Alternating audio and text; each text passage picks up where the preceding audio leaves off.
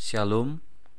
Untuk mendengarkan firman Tuhan, marilah kita bersatu di dalam doa. Kasih karunia dan damai sejahtera dari Allah Bapa kita dan dari anaknya Tuhan Yesus Kristus kiranya menyertaimu sekalian. Amin. Ayat harian untuk kita pada hari Selasa 2 April 2024. Tertulis di dalam kitab 1 Samuel pasal 12 ayat 22. Sebab Tuhan tidak akan membuang umat-Nya, sebab namanya yang besar. Bukankah Tuhan telah berkenan untuk membuat kamu menjadi umat-Nya? Saudara-saudari yang dikasihi oleh Tuhan Yesus Kristus, pernahkah saudara salah dalam menentukan pilihan?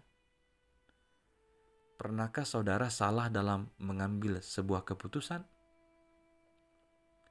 Setiap keputusan atas pilihan yang salah akan selalu ada konsekuensinya. Ada risiko yang harus ditanggung dari keputusan yang salah itu.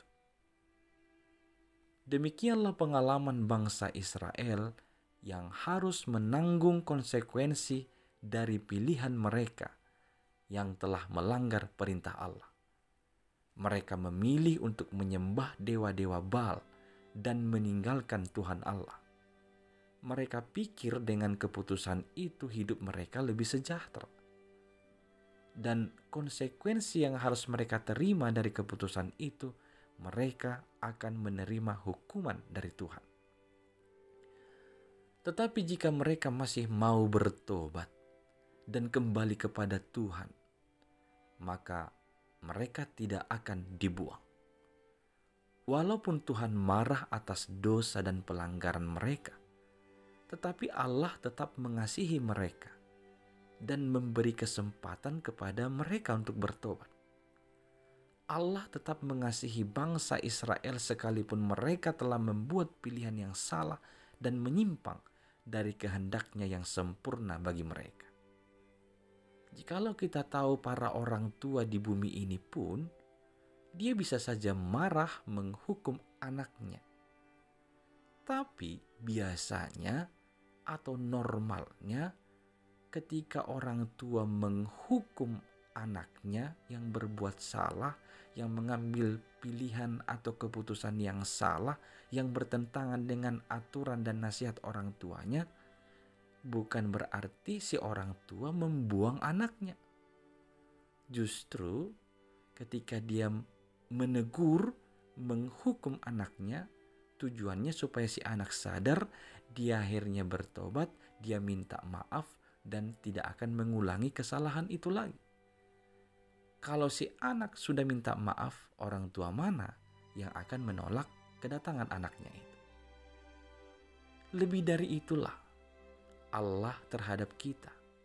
Benar, seringkali kita salah pilih, salah mengambil keputusan, bahkan keputusan kita bertentangan dengan kehendak Tuhan. Benar, setiap kesalahan akan mendapatkan hukuman, tetapi hukuman tidak untuk membinasakan kita, melainkan untuk menyelamatkan kita.